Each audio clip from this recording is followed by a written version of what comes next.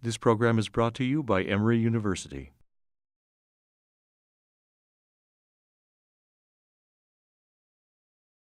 Good morning. I'm Angel Leon, and I will be introducing today's speaker. Welcome to Cardiology Grand Rounds. It's my pleasure to introduce Vinod Thourani. Vinod is professor of surgery as well as medicine. He is the chief of cardiothoracic surgery at Emory University Midtown Hospital. He is also the co-director of the Structural Heart and Valve Center at Emory. Vinod is going to discuss a rapidly evolving problem, and that is decision-making for surgical or transcatheter valvular technologies. Vinod? Thanks, Angel. Thank you very much, Angel. And today, this is, as Angel said, this is a very interesting time period for structural heart, especially when it comes to the mitral valve technology and tricuspid. I'm not going to speak about those. And you know exactly what's happened with aortic stenosis, so this is really going to dovetail into that quite a bit. These are my disclosures that I guess are necessary. So I wanted to start off with a case presentation. Here's an 80-year-old patient who is increasing shortness of breath and P&D over the last 6 months. You can see she's 5'2", 56 kilograms, has a variety of issues going on, but more specifically, she had a previous 34 ATS ring placed. She had a P2 triangular resection done, 4 P2 prolapse, had a maze, a repair of atrial annular ventricular separation. So she had a groove separation at that time, and they repaired that. So she's someone at this time that we were really hesitant on operating on. You can see she has moderate COPD with 61% predicted on FEV1, and her creatinine was 2.2. So so here's what her preoperative echo looks like. She was done actually on this campus at Clifton as a patient that I saw at Midtown. You can see she has severe mitral ring MR. This is just the 3D echo that STAM did, and you can see the EF is about 35%.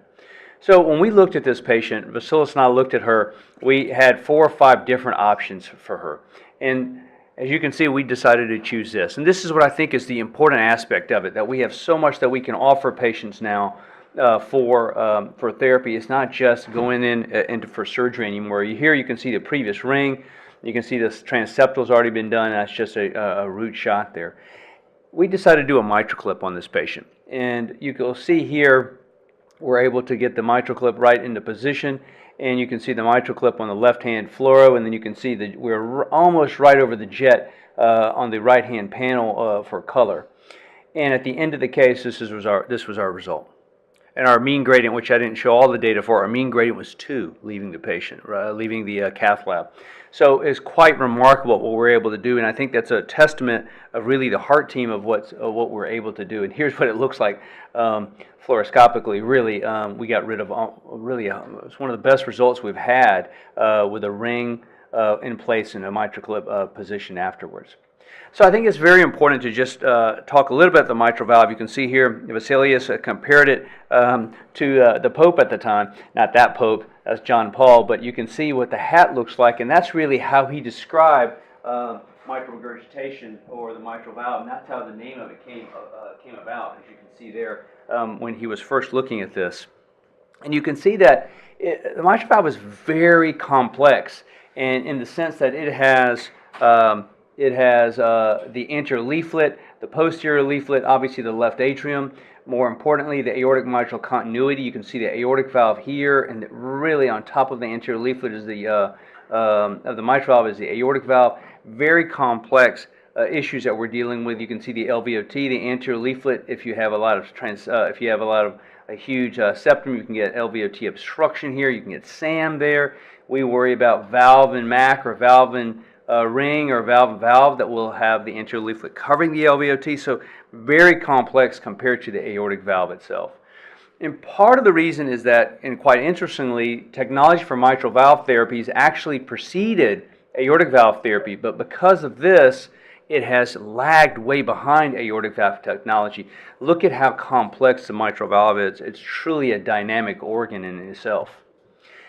This is a very interesting slide, and as you can see, as you have on the x-axis the age of a patient, you can see that if you have aortic aortic stenosis or severe aortic stenosis, you can see where after age of 75, this is really the rate we're looking at, somewhere just about 5%. Look what it is for mitral valve disease. So you're looking at about almost doubling a volume of significant aortic or mitral valve disease. And so we're really, as we dive into this, we're going to see a lot more patients with mitral regurgitation than we did with aortic stenosis. And when you look at some estimates that were made of about 4 million people with total MR, and you can see what's eligible or 14% newly diagnosed each year, you've seen about 1.6 million. The annual mitral valve surgery rate is 30,000. Right? So there's an untreated, large and growing clinical unmet need for mitral regurgitation, of which only 2% are getting treated currently. And just so that we're all on the same playing field, and because it depends, or the technology makes a difference on what we're talking about, we're going to group mitral regurgitation into two large categories: primary or degenerative mitral disease, or secondary and functional mitral disease. And overall, if you look at functional MR, the surgical rate is about 16%. Surgical treatment rate is about 16%. It's a lot more in the degenerative, about 53%. And part of the reason is that for functional MR, the guidelines do not really stress surgical intervention for FMR. It has been mainly medical therapy. And when you look at degenerative MR, really, there's been still 46%, 47% of patients are not getting treated because they're either asymptomatic, they have stable left ventricular ejection fractions, or they have comorbidities or risk that preclude them from having surgery. So we still have a long way to go to treating mitral regurgitation. I'm not going to go through this too much in detail, but this is from the ACC/AHA guidelines. And as you can see here, mitral valve surgery for symptomatic patients, it's for some asymptomatic patients that have a large ventricle or a low EF, or potentially in those patients who can be repaired who have a good EF. And so we still have a long way to go to develop the guidelines for how to treat these patients. And remember, this is just for degenerative mitral regurgitation. The functional, the line is it's a lot less well defined. Overall, we have what's FDA approved. We have 3 technologies for treating mitral valve regurgitation at the present time. And I'll concentrate on that and not on stenosis. For stenosis, for the most part, we have 1, which is the middle mitral valve replacement. So for MR, repair, replacement, and a mitral clip. And when we're treating repair, when you look at DMR, which is degenerative mitral valve repair, what you're looking at, and this is some work that Jim Gammy had looked at, you can see here that of the DMR, roughly 60%, in the other slide I showed you about 53%, so somewhere around 50 to 60% have actual surgery, and it's very complex how you repair this. So sometimes you can repair it with just a simple resection, and here you can see the repair that's completed, but you can see this is a quadrangular resection, this is a triangular resection, but this is quite interesting. If you look at the centers that perform greater than 150 mitral procedures a year, there are 27 in the United States. We have a total of 1,000, almost 1,100 programs in the United States that do heart surgery. 27 of them do more than 140 mitrals. By the way, we're clearly one of them here at Emory. But you can see the majority of the country really are doing somewhere between 1 to 35 mitral valve procedures, not just repairs, all mitral valve surgery in a year. So you're really looking at not the best, you're seeing a concentration of mitral valve techniques. For this talk, I'm not going to go into the different repairs, except to show you that there is a complex myriad of repair techniques that can be performed. And here's just one of them. And here I'm going to show you on one such repair. You can see this is a minimally invasive, but you can see this is A2. This is going to be the big prolapsing P2. You can see that. That's the abnormal P2. That we look at surgically. This is a surgeon's view. This is why I tell Stam all the time when we're in the cath lab, show me the surgeon's view, because this is what we're used to. Now interventionalists are also used to this. So just to give you an orientation, left atrial appendage is here, aortic valve is here, A1, A2, A3, P1, prolapsing P2, and then P3 here, which is usually the area that we see for ischemic mitral regurgitation, but I thought obviously this one is more of a P2 prolapse.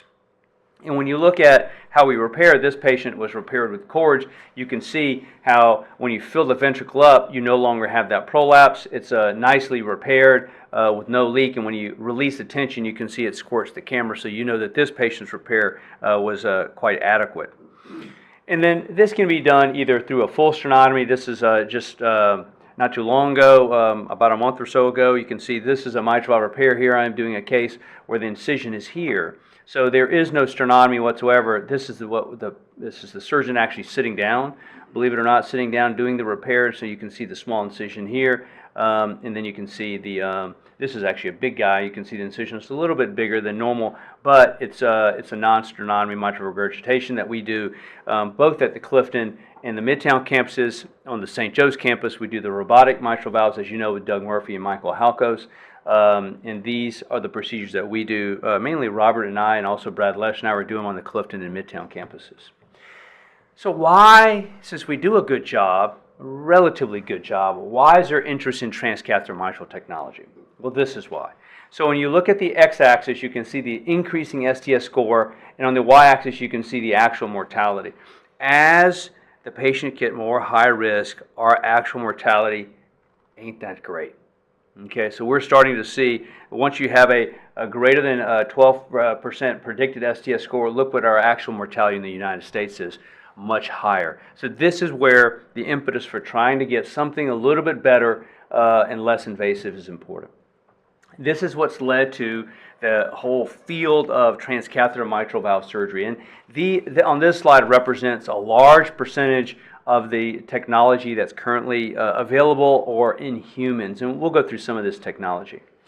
What are our challenges? The reason that this has not taken off, like I said, like aortic stenosis, even though transcatheter mitral valve technologies were ahead of TAVR, quite honestly. We were doing this stuff around the world before TAVR was even invented, right? But yet, as you know, it has not come to mainstream. The etiology, it's a lot harder. It's not just aortic stenosis. There's primary, there's secondary. There's a variety of primary and secondary disease pathologies. There's the anatomy and the physiology. There's a lot of MAC, which is mitral annular calcification. That's an issue for us to deal with. The subvalvular apparatus, how do you deal with that? Do you not get LVOT obstruction?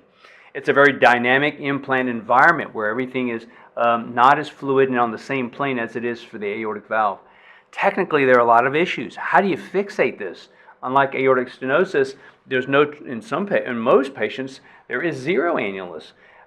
We've gotten PVL. I'll show you a case where we've had PVL before, and it leads to a lot of hemolysis. You can get stasis. We've now had 3 of our patients had some type of stasis on their valves that we've done transcatheter. So there's a lot of issues with that. SAM we talked about, same as LVOT obstruction. And then not only that, but the mitral valve is very large. And so how do you deal with that with the very large devices that are needed? It takes literally an army of people to do transcatheter mitral valve surgery. Here's a MRI showing some mitral regurgitation, but really it takes an army. And we're unbelievably fortunate at Emory to already have this team in place, starting with the TAVRs, but now adding really what I want to highlight, in addition to interventional cardiology, non-invasive, the surgeon, is heart failure. Heart failure is critical to the management of these transcatheter mitral valve positions or procedures. And I think somewhere we're going to have to really dedicate specific heart failure personnel who are interested in this transcatheter mitral valve technology and really start honing in on who those are going to be. And I think that's something that we still have to develop. But as you can see, it takes an army of us to do it. Let's talk about really what the goal is. The goal is to risk stratify patients presenting for MR and individualize them. We have to find the right procedure in the right patient at the right time for the right reason. And I think that's become somewhat of a challenge for us as far as the right patient component goes. And if you look at it generically, this is kind of where we've overall have looked into it. So a low and medium risk patient will either get robotic, minimally invasive, or open mitral valve surgery. Prohibitive risk will get, that's again an STS of roughly 8 or more. So, and everybody in this room has heard of the STS score, so I won't go through the details of that. But they will either get mitral valve surgery, a mitral clip, or transcatheter mitral valve replacement. And we're going to go through these different varieties. So a couple of tests that are always required: TTE and TE, cardiac cath, a CT scan, and we're now doing a lot more CT scanning in these patients, especially to evaluate the calcium within the mitral valve. A cardiac MRI has been very important for us. PFTs, carotid duplex, and we get frailty assessment on all of these patients. So the surgical scores, the STS scores that I talked about, if you calculate that, there are these variables that don't show up in the STS score that are critically important. First, a porcelain aorta. Next, a hostile chest, cobalt mantle radiation. You could have a patient who is 80 years old and a porcelain aorta with cobalt mantle radiation, and their STS score might be 1. Well, of course, that patient shouldn't go down the surgical pathway. These are the variables that need to be calculated into it. The STS score does have severe COPD, but that is by FEV1% predicted. Sometimes DLCO is more predictive than FEV1. That's what we've found, so you have to be careful with that. Liver disease is not in the STS score. So in MELD score less than 8, most likely can go to open surgery. Those that have 8 to 20 can do a mitral clip versus open surgery, and then greater than 20 would be medical therapy for the MELD score.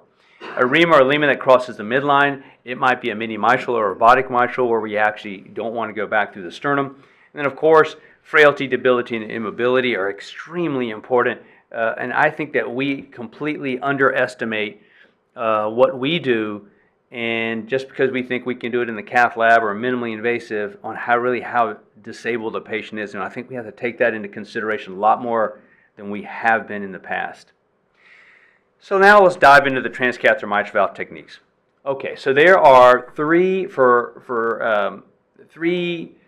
techniques that are used for degenerative mitral valve repair. This is what we're talking about. Let's say a P2 prolapse.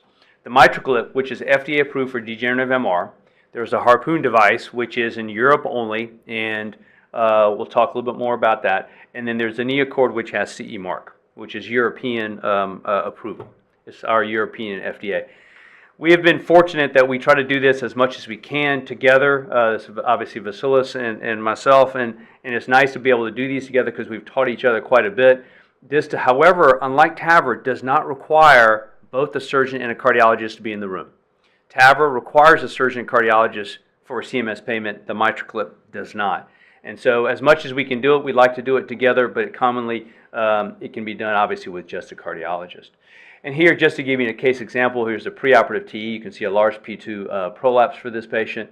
You can see after one clip is deployed, this is for I think all of you in the room, this room at least, have seen this, but for those who have not, and here you can see with 2 clips deployed, this patient obviously is high risk, and we're leaving him with some mitral regurgitation, which I think is just adequate for these type of high-risk patients. What's happened in the world, roughly 25,000 patients have had mitral regurgitation fixed with the mitral clip. Interestingly enough, even though it's only approved for a DMR, degenerative mitral regurgitation in the U.S., the majority of the world is actually doing this in FMR patients. And I think that the implant rate you can see is 96%. A lot of it's functional mitral regurgitation. I think that it will eventually, depending on the COAPT trial, which is a randomized trial here in the United States, when that gets published next year, most likely, that may change what happens here in the United States. And this is the first paper that we were able to actually publish out of the TVT registry, looking at the mitral clip patients. And this gives you a little bit of a glimpse at it. There are roughly 400 TAVR sites. This actually numbers have changed a little bit in the last 6 months. There are approximately 480 to 490 TAVR sites now, but there are about 205 mitral clip sites in the United States. And that number has moved to roughly about 240 or so so far. And obviously, you can see in the state of Georgia, there are 10 mitral clip sites. You can see that since 2013, this is the full year of 2015. The numbers for 2016 haven't landed on my desk yet, but you can see the number of cases are increasing rapidly. The mean age was 79 in these patients. You can see with 60% of them having heart failure admissions within the past year. This data is through mid-2016. You can see that about 8.6% of patients were pure functional MR. The majority were degenerative mitral regurgitation.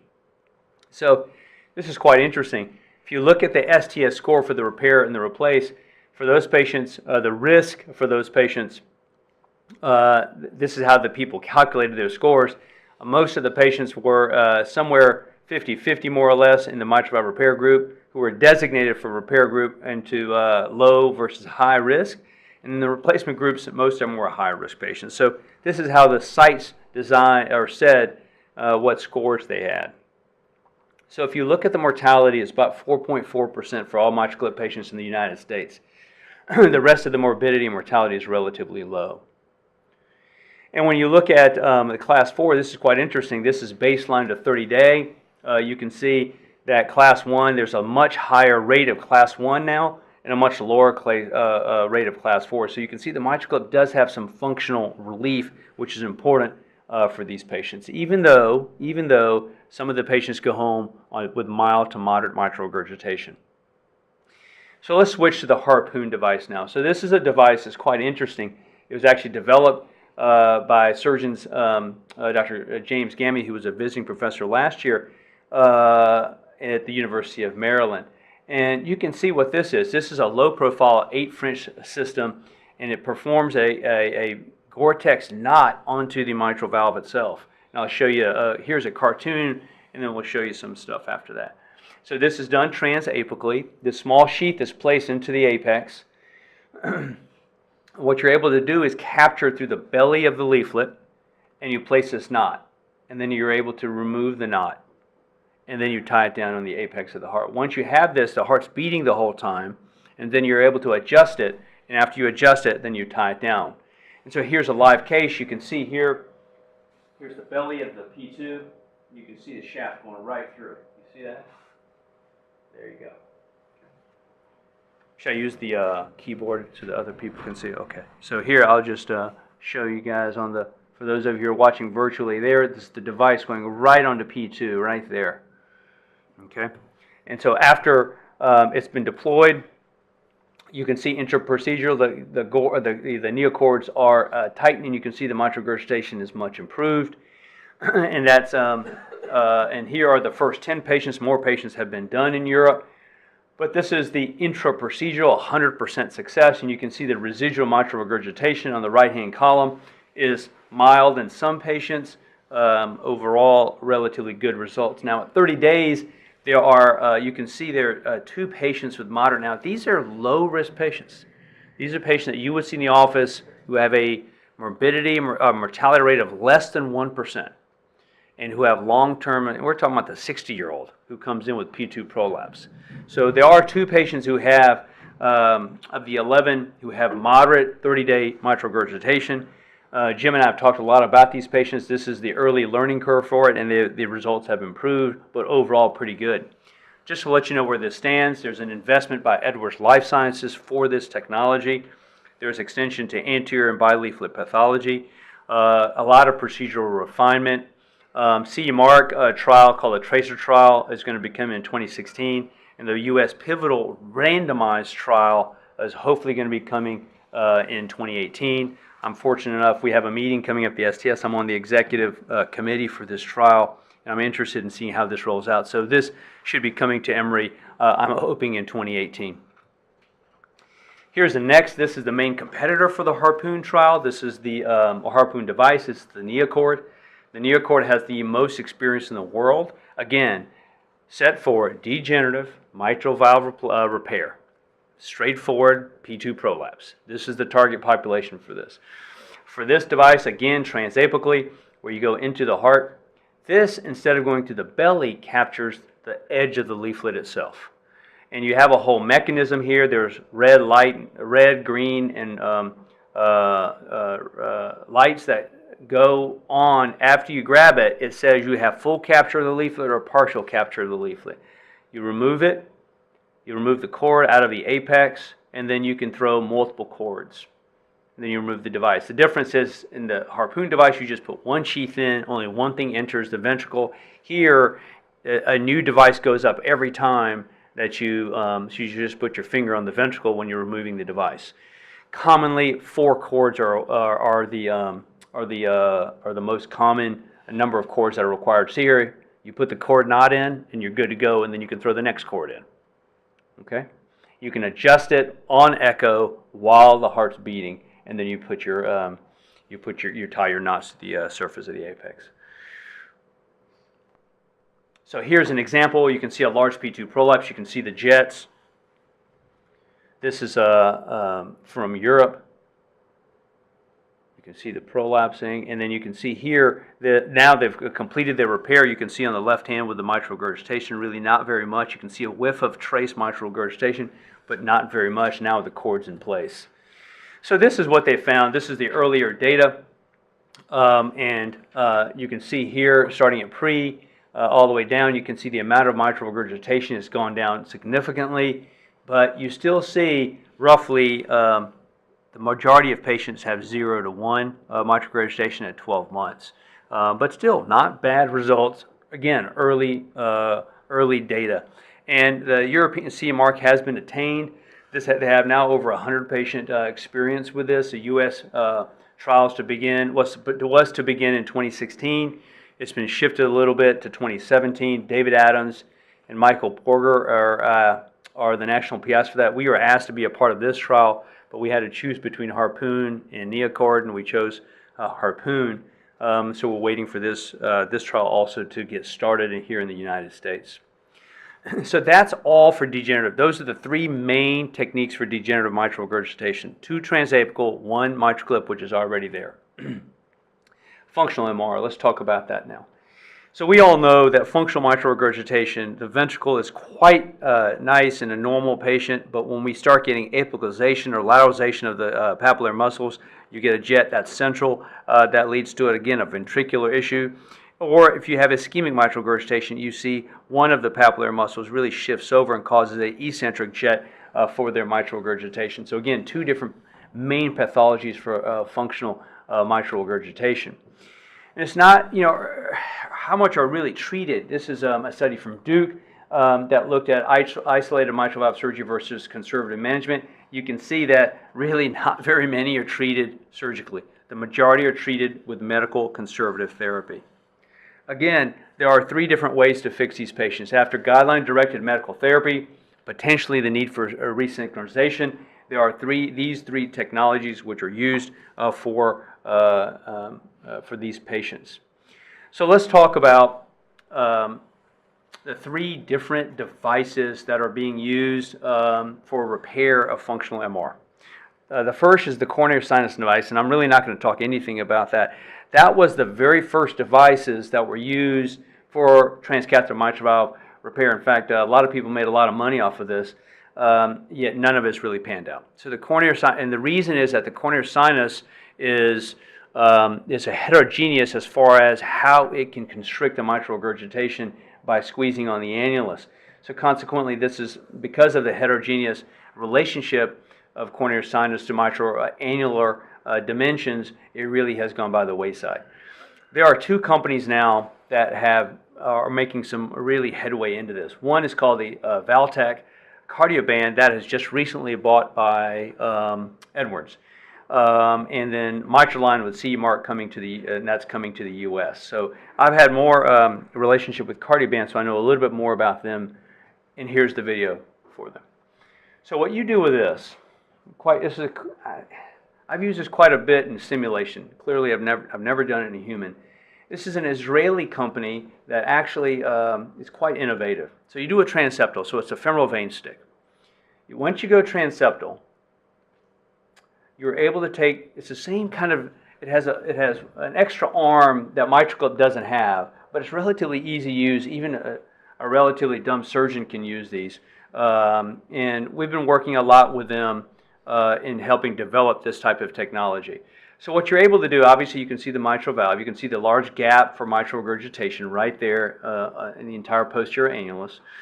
You're able to screw in the little corkscrews. And as you screw these in, you can bounce, especially with 3D, you can bounce all the way around. It's a band, it's not a full ring. Okay? So Stan, from your point of view, when we've done these in simulations, a 3D echo is pretty nice for this, right? Because if you get your good images on the atrial side between you and Sharon, I think you'll be able to really design where we can land this. Once you place it into the annulus, and then you're able to come back in with another torquing device, and you torque it under echo guidance. Again, almost all of this is done with echo guidance. And that's why echo is really, for all of mitral regurgitation, echo becomes the most important thing. And here you can see, as you tighten it down, you're able to get rid of the mitral regurgitation, again, on TE guidance. So you can see this is their early data. There are only 23 patients up until 12 months. You can see majority of them had 3-4 plus MR, with some of them having 2 plus. You can see about 60% were 0 to 1. About 40% of patients had 2, 3, or 4 plus. If you take 2 plus as acceptable, then you're looking at about 10% rate of 3 to 4 plus. Again, the early series experience for this. That's the same stuff. Okay, here, this is where I think the technology is going to go. So this is a cardioband with a mitral clip. So in my opinion, especially for some of these patients, this is where it's really going to go. So here you can see the mitral clip devices. Can you see this right here? These are the screws, right? And here's the clip in the middle. So most likely this is the pathway that's going to work. I think that this is the mitral clip by itself, or the Alfieri stitch, which reproduced that, wasn't great, didn't have great results without a ring. Well, the ring by itself in functional MR doesn't have great results by itself either. So the thought is that probably, most likely, it's going to be the combination of these two that really does a good thing. Now here you can see a clip is in place. It didn't completely get rid of the mitral regurgitation. Here you can see before adjustment, see how open the gaps are? After adjustment. See how tight everything is? So you're able to decrease your annular size based on your echocardiogram. And so this is again why echo becomes important, because you can see everything is going to be echo based for all of this stuff.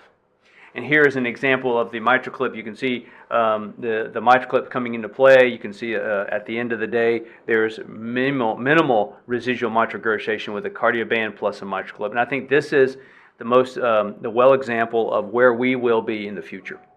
Again, the same type of, here you can see the cardioband. I don't know, Stam, if you can see that. You can see from here to there is a cardioband. I think that's where 3D is going to become really important. So here let me go back to just tell you about the cardioband. So where we plan for the cardioband, before it was bought by Edwards, we had planned that there would be 5 sites in the U.S. that would be starting the cardioband trial. I'd been working with a guy named Amir Gross, who was the CEO of the company. Emory was to be one of the 5 sites for the cardioband platform.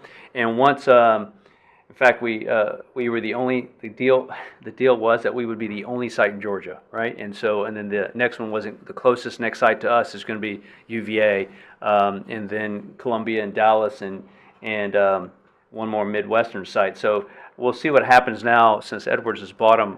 We've got to reach out to them and try to preserve our only site for the state of Georgia. Here's the next procedure. This is a procedure that we do not have at Emory, and it's called mitral line.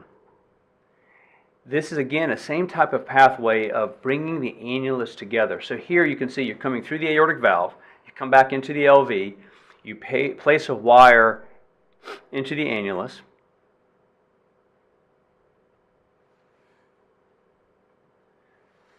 and then what you're able to do is place 2 plagiated devices. After you make a second corresponding parallel puncture, one pledget comes out, again, all under a beating heart, it's wrapped up. A second one comes up, it's wrapped up.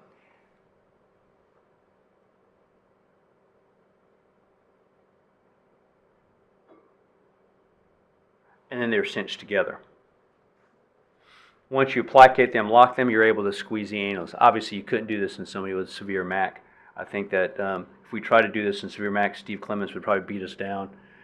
I think you'd be watching the heart tear. So what you can do is you can put 3 of these in, you can put 4 of these in. You, again, echo base, where you would make that decision intraoperatively, and you can put in as many as you want in.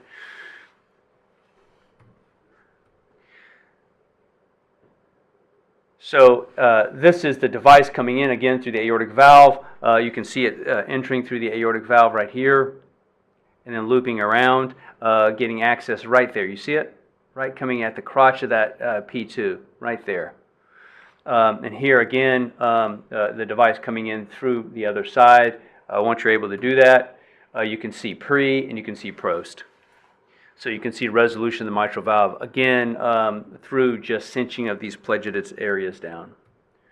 So what I'm relatively surprised, but in Europe they get away with a lot more. I mean, we're talking about 65-year-olds who have disease. This is functional MR though, and you can see majority are male.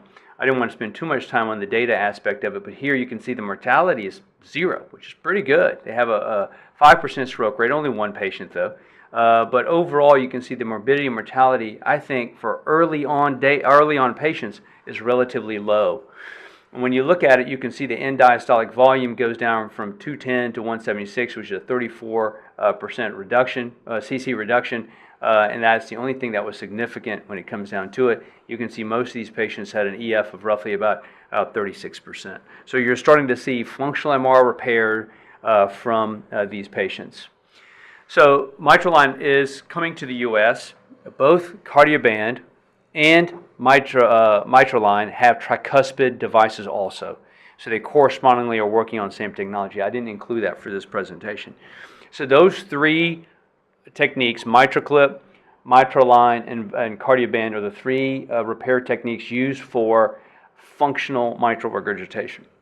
So we've also heard in some of the recent NIH trials that maybe replacement is better than repair for mitral valves in the functional space.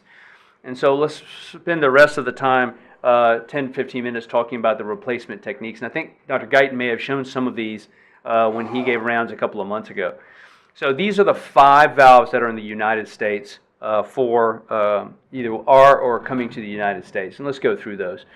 So the cardiac Q Edwards valve is currently recruiting patients in the United States. We've put in 2 of these valves. Tendyne is currently recruiting. I think we have one in a couple of weeks. Is that right, Lauren? And so we have a transapical one that we're going to do at Midtown coming up in a couple of weeks for the Tendyne valve. The 12 valve is a Medtronic valve that's now started recruiting patients. The Tierra valve is recruiting patients. It's also early feasibility. And the Sasian valve is also recruiting. I know very little about that valve, but it is also recruiting.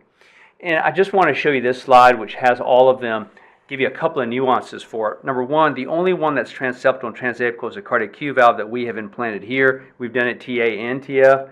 The Tendyne is just TA. You can see all 3 of these are TA, and then this one's transeptal only. Look at the French sizes, 33 to 35. Here's a 31. They're pretty big. This isn't small. This isn't a regular 5 French, radial artery stick here. We're talking about relatively large sizes, and I'll show you the transeptal size. Transeptal case a little bit. Here you can see they're 40 millimeter valve sizes, so they're large valves. This is a Medtronic Intrepid valve. It was originally called the 12, and then Intrepid, initially called the 12, and now it's called the Medtronic Intrepid valve. It really looks like a sapien valve inside of a larger housing sheath. So that's really the valve itself and then a larger sheath on the outside, or a larger cuff on the outside. You can see what it looks like there. And this is how it fibroses in once you've had some ingrowth of tissue, just to show you from the fixation point of view. And it advanced into the LA, and it is slowly, the housing sheath is just released by removing the rod itself, and it's really retracted into place. They've had, you can see some of the patients here. This is a presentation from Vinny Bapat from England, who presented this at the EX meeting in 2016. You can see 75. Their age range is 58 to 90. This is a total of 24 patients. Their STS score is low, 5.5. It's at the bottom of the slide there. So a relatively low STS score. They had 22 out of 24 that were deployed. All of them were done successfully. All of them were done transapically. You can see the apical access time was 31 minutes, and you can see the gradients afterwards. So you can see the MR grade goes away completely. Unlike the mitral repairs, the replacement does get rid of all the mitral regurgitation. And you can see with the NYHA classification, for the most part, goes down except 2 patients. Their survival at 1 year, however, is 5 out of 8. Mean survival, 184 days. Sobering, right? 184, 50, what did I say, about 55-year-old, SDS score of 5.5, patients of 65 years of age, mean survival 184 days. We've got a ways to go of figuring out exactly what we're doing with functional mitral regurgitation. Remember, their access time to the apex was only 30 minutes, and still they have a mean survival that's relatively, it's a half a year.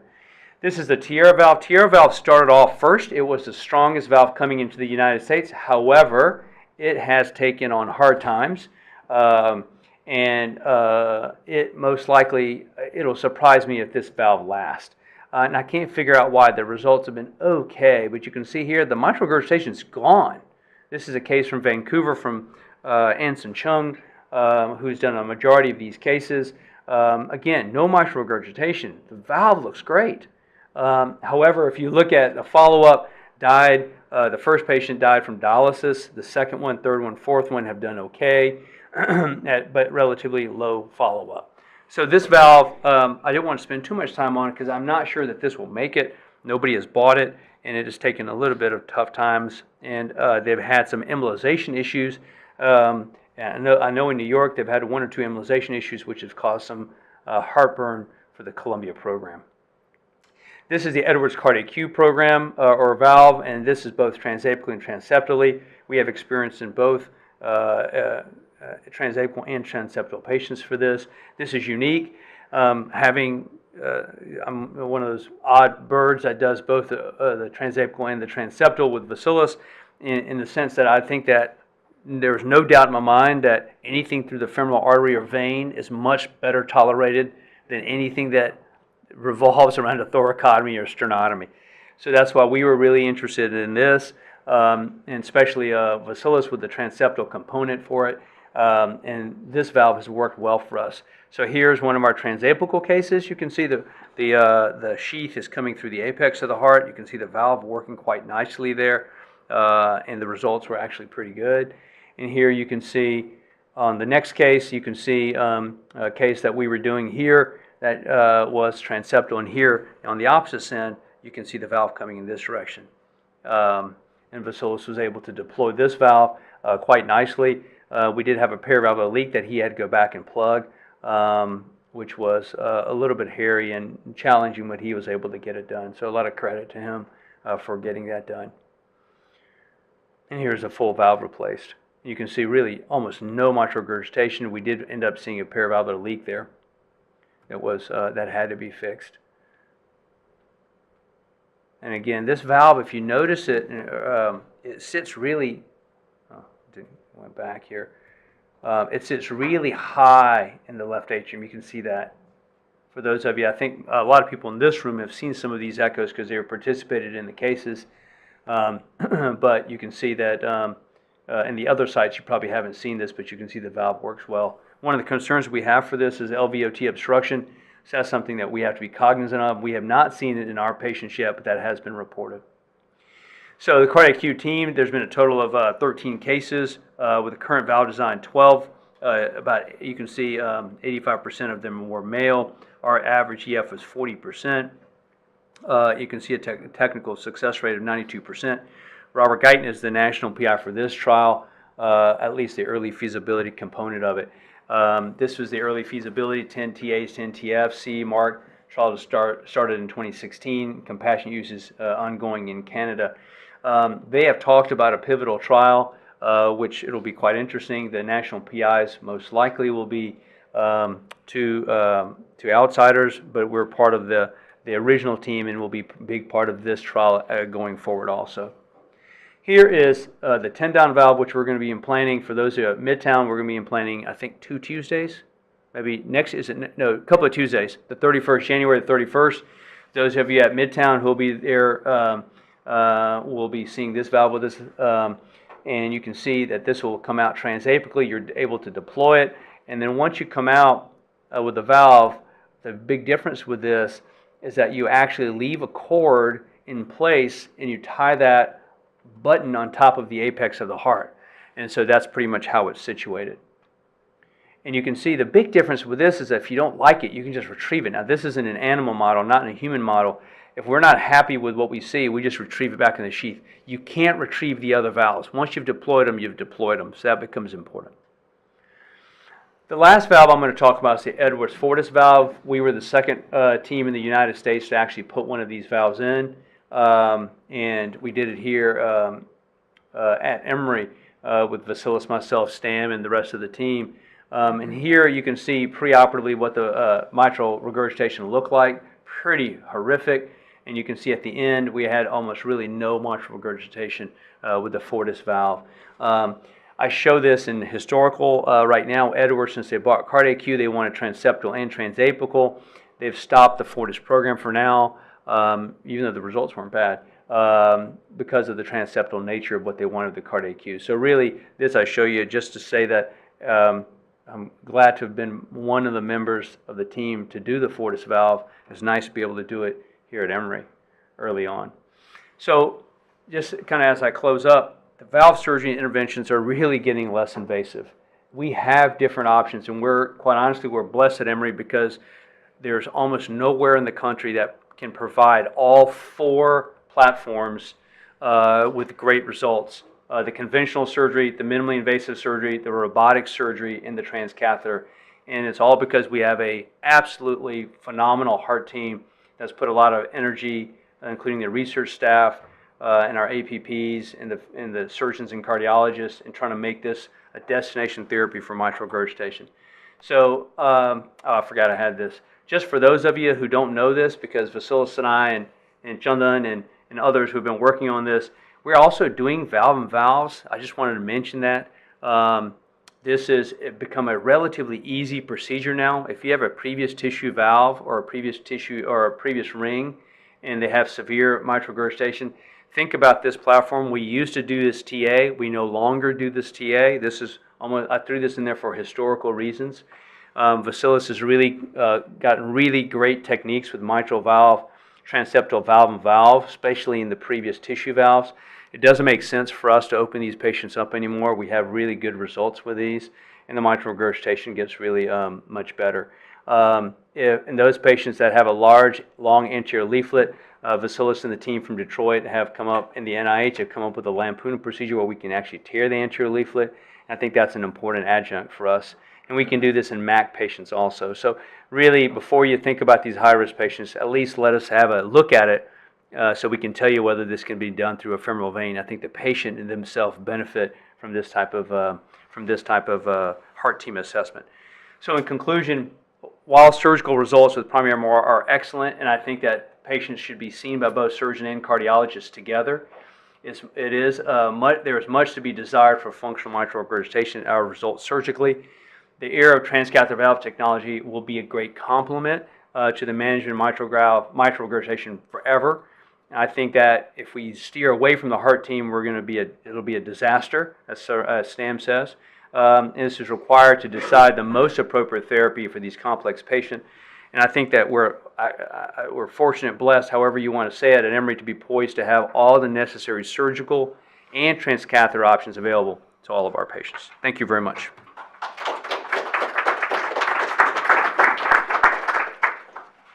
That was great, Vinod. I'd like to make a couple of comments and then open it up for questions. Vinod, this is an interesting challenge. When it comes to aortic valve disease, we have a large body of evidence demonstrating that when you fix the aortic valve, you improve survival, functional status, and other variables. We don't have that body of data for mitral disease. Even in the best cases, you can get reduction in mitral regurgitation, but both in the degenerative disease and in the functional disease, the surgical data are, and I admit, they're impressive in terms of the acute result, but to what extent surgical treatment of the mitral valve impacts long-term survival can be debated. So if we're looking at these techniques for mitral disease, we can't do the same thing that we did for aortic disease, where we have comparative trials of catheter techniques versus surgical techniques, and when they prove to be non-inferior, we can then translate the results to say they're better. Yeah. We can't do that in the mitral disease. Especially in functional, right? Well, in either. Yeah. So is it enough to say that the benefit of the technique is a reduction in mitral regurgitation? Because if you look at those patients, and go back to the guidelines slide, you said 53% of patients with severe mitral regurgitation or moderate to severe are not being operated on. Part of that reason is that we have no data that operating on them is going to impact the patient who's asymptomatic or has normal ventricular function.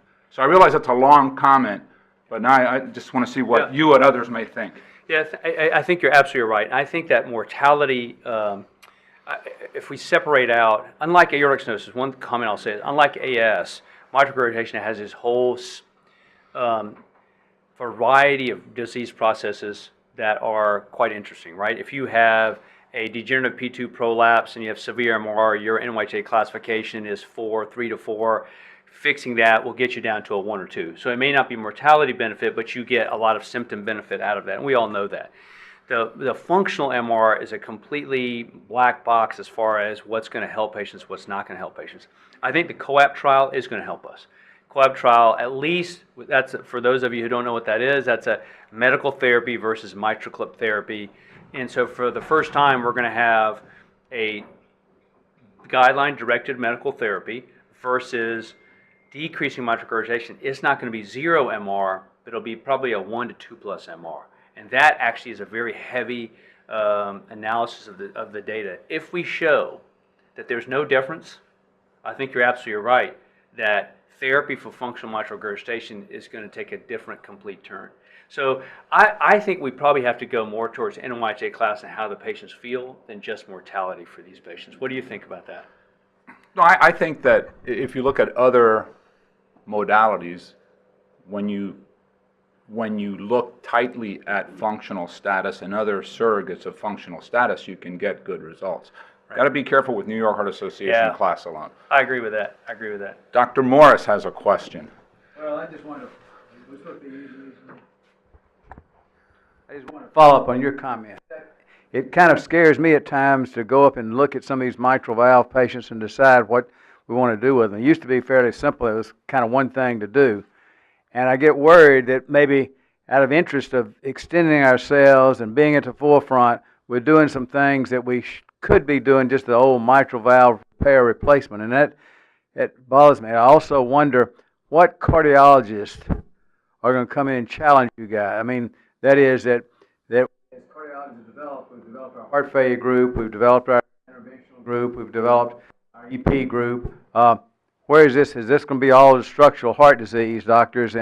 But you need somebody to keep your toes in line and say, guys, slow down or something. No, 100% agree with you. And I think that where we need to get to, and I think that, and I feel relatively strongly about this, is that surgeons and cardiology should be seeing the patients together at the same time. So Chanda and I are able to do this at Midtown because literally every new consult that comes into Midtown for Mondays, in fact, I'm missing clinic right now, Deb Ruddy and I are actually in the room together seeing that patient. And there's a true, really good equipoise on how the patients presented that data. We actually look at the stuff, and it's not a cardiologist going in there first, because you can, as you know, we can sway patients no matter how we walk in there and talk to them. If a surgeon sees the patient first, they can say, oh my gosh, you're going to do great with surgery. You know, they have an EF of 15%, they're in a cane, walking with a cane, and they have a COPD that's severe. But the surgeon will say to them, and then at that point, it's hard to dissuade them away from it. So I think the best way is going to be for the surgeon cardiologist to see the patients together. And I think that's, Doug, that's going to keep people honest. Now, I will tell you, we are now working on the new TAVR credentialing document. I'm slip away from mitral for a second and talk about TAVR. We're working on the new TAVR credentialing document for the country. You know what there's discussion of? Exactly what you're saying, that a non-interventional cardiologist needs to see the patient before a TAVR is done. So that the patient who's 95 years old, who's in a wheelchair, who lives in a nursing home, who doesn't really walk much, is getting a TAVR these days. And so there's been discussions on the TAVR end of having a non-interventionalist in the room, someone who's not going to do the procedure. And I think that we may need to start thinking about that for the mitral disease too. And so your points are very well taken. And on a national level, there are 8 of us putting out the new TAVR credentialing document. And we've discussed exactly what you're talking about because there are concerns that we're taking it too far with TAVR also. That could be translated to mitral. Don't you think? What you guys are doing is phenomenal, and I'm all in favor of it. But again, it does get to the point of how do we control it? And We've got to do a better job. We do a great job at Emory. I think we can tweak it to make it better. Anyone else? Well, in that case, I'd like to thank Dr. Thourani and thank all of you for attending. This concludes our grand rounds for today. Thank you. Thanks, Anil. Good job. The preceding program is copyrighted by Emory University.